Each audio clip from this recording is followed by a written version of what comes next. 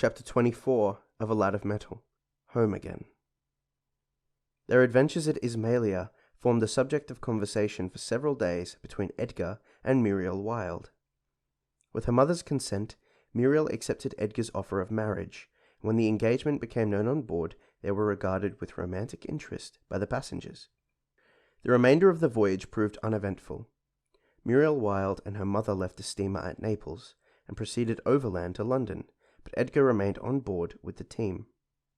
On arriving at Tilbury, the 11 received a hearty welcome from a large number of influential cricketers and lovers of the game. To Edgar, all this was as nothing to the joy he felt at meeting his father and Doris again. Elm Lodge looked much the same as when he went away, and the old home was so peaceful that Edgar began to wonder how he had ever made up his mind to leave it. He had much to relate to his father and sister, and, needless to say, Will Brown entertained Doris in a manner agreeable to that young lady. The wreck of the distant shore was described again, and Robert Foster noticed with pride how modestly Edgar spoke of the part he took in saving Ava. "Poor man," said Robert Foster. "I am sorry he was drowned, for a better seaman could not be found. I should like to meet Walt Jessup, and we must try and have little Ava over here, for we cannot spare you again, Edgar, now we have got you at home." "It would be splendid if Walt could be induced to bring Ava and his wife home," said Edgar. "I must write and ask him. You have to meet Ben Brodie, who came over with us, and I am sure you will be amused at him. He is a character, and a rough and ready customer, but a genuine good fellow." When Edgar spoke of his engagement to Muriel Wilde, his father was pleased he had found a girl after his own heart, for his son's happiness always held a foremost place with him. "And what about the Australian 11? Said Robert Foster. "Are they a strong team? It is rather too bad of you to play against the old country. It places me in an awkward position. Of course, I am patriotic enough to wish to see England victorious, and yet I shall be highly delighted to see you pile up a good score." "I shall do my best," said Edgar, "and every member of the team will try hard to win the matches. I think we stand an excellent chance, and you will have to put your best 11 in the field to beat us in the test matches." "Your men generally play well, and with constant practice they know each other's play thoroughly. But we have some splendid cricketers now, and they will take a lot of beating," said his father. "All the more credit to us, then, if we win," said Edgar. The members of an Australian 11 have plenty of hard work to go through when in England, and Edgar could not remain idle at home. He went to Mitcham to practice on the famous common, and his father accompanied him to see how the men shaped. To 2 or 3 of the older members of the team, who had been in England before, Robert Foster was well known, and his appearance with Edgar was hailed with delight. William Murch, the captain of the Australians, shook hands heartily with Robert Foster, and said with a smile, "We have had you against us on many occasions, but I think we can cry quits now we have your son on our side." "How does Edgar shape?" asked Robert Foster. "I consider him one of our best bats, and expect great things of him. He has a happy knack of making a big score when it is most wanted. He is a smart fielder and a good change bowler. In fact, I cannot pay him a higher compliment than to say he is as good a man as his father," said Murch. Edgar was now at the nets, and making the balls fly about merrily. "He does not seem very stiff after the voyage," said Robert Foster. "His wrist play is good, but his style could be improved a bit. I must give him a wrinkle or two." "That will be going over to the enemy's camp," said Murch, with a laugh. "But we shall be glad of such a valuable coach." "By Jove, so it will," said Robert Foster. "But I cannot resist the temptation, all the same. We cricketers, I am glad to say, are always ready to help each other, and I have had many a good wrinkle given me by Australians." "Ah, it is a game that stands ahead of all other games," said Murch enthusiastically. "It is a genuine sport, and a manly sport. It not only gives pleasure to the players, but to thousands of people in all parts of the world. Lovers of cricket, no matter where you go, are always willing to help each other." "You are right," said Robert Foster. "Cricket will never take a back seat to any other game." "Look out," said Murch, as he dodged a ball hit by Edgar. "Your son is evidently bent upon letting us know he is at the nets." When he had finished his turn with the bat, Edgar joined his father and Murch. "How do you think I shape?" said Edgar. "Very well," replied his father, "but your style is rather faulty. I think I can give you a hint as to what I mean when we reach home." "Now then, Will, it's your turn," said Edgar, and Will Murch went to the nets with his bat under his arm. "You have seen him play before?" said Edgar. "Many times," said his father. "He is a splendid bat, and I should think he will make a good captain. Is he popular with the team?" "Very," said Edgar.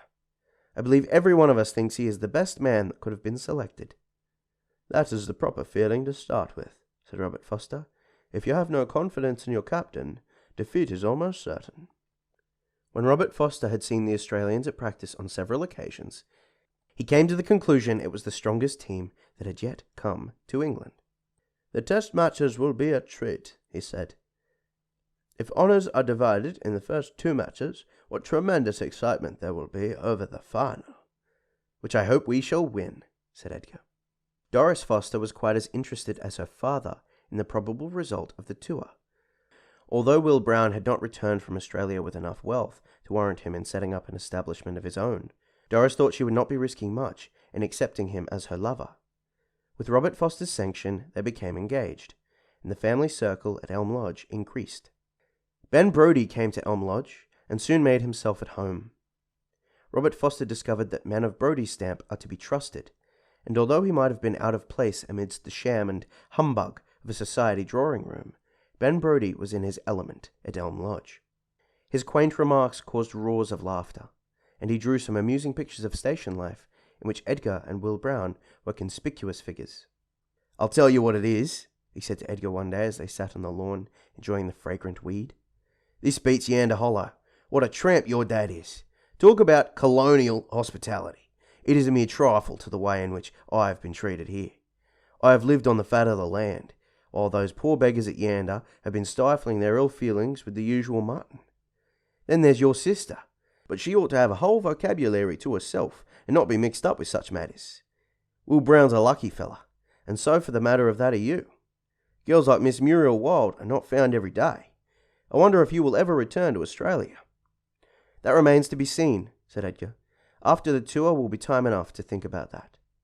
The opening match of the tour was played at Sheffield Park against Lord Sheffield's 11. Ever ready to assist in promoting honest manly games, HRH, the Prince of Wales, honoured them with his presence. Will Murch was introduced to His Royal Highness and was naturally much elated. The match resulted in a win for the Australians, but Edgar did not come off on this occasion.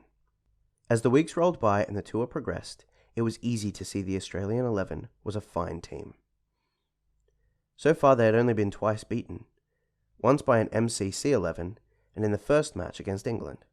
Their second struggle with the cracks of the home team had resulted in a win for the Australians. Edgar played well in these matches, but had done nothing particularly wonderful. Against several of the country 11s he had made good scores. He astonished WG at Gloucester by the way he knocked the champions bowling about, and the hero of 100 fights warmly congratulated him on his performance. "I always thought WG was a jealous man," said Edgar. "Not a bit of it," said Robert Foster. "He's one of the first to recognise merit in a cricketer. I'll tell you what he is jealous about." "And that is?" asked Edgar. "The honour of the game and the honour of his side when he captains a team," said Robert Foster. The final test match was to be played at Lord's, and the greatest interest was manifested in the result. Throughout England, enthusiastic cricketers waxed eloquent over the forthcoming struggle. In Australia, every item of news was eagerly read and discussed. It might safely be said that millions of people anxiously awaited the result of this great match. The picking of the England 11 was a difficult task, but at last it was done, and Robert Foster could not find a fault with the team. "They ought to beat you, Edgar," he said. "It is the best team that could have been selected. Grace has had a large finger in that pie, and no fault can be found with it. I cannot pick out a weak spot." "They have not won yet," said Edgar, "and all our men are in splendid trim. Murch is sanguine, and he's not given to overestimate our chances. Lord's has been our unlucky ground, but that is no reason why we should not prove successful." "What a sight it will be," said Robert Foster. "I hope you will pile up a big score." "So do I," replied Edgar. "This is my chance, and I shall do my best." The great match was to commence on Monday, and on the Sunday quite a party of cricketers assembled at Elm Lodge. Will Murch, Banman, Black, Royal of the Australians, and 2 of the English team enjoyed Robert Foster's hospitality and listened to the yarns spun by Ben Brodie. Muriel Wilde and her mother were in London for the match, and came to spend the day at Elm Lodge. Muriel and Doris were great friends, and found much to talk about. It was an eventful Sunday, this day before the great match, which formed almost the sole topic of conversation. Many were the surmises as to who would make the big scores, and which bowler would secure the best average. "We count upon you this time," said Murch to Edgar. "It is your turn to knock up a big score against England." "I mean to try," said Edgar, "and I feel very fit." "Muriel will be terribly disappointed if you make less than 100, said Doris. "That is rather a large order," laughed Edgar, "but I must do my best to execute it." Late hours were not kept that night. Robert Foster packed them off in good time. "You shall have a night of it when the match is over," he said to Will Murch. "Win or lose, you must come here to celebrate the event. Remember, I am equally interested in both sides." As Edgar bade Muriel good night, she said, "I am quite anxious about you, Edgar. I feel sure you will succeed. I shall be terribly excited during the first over, but when you are firmly set in making the score, it will be glorious." End of chapter 24.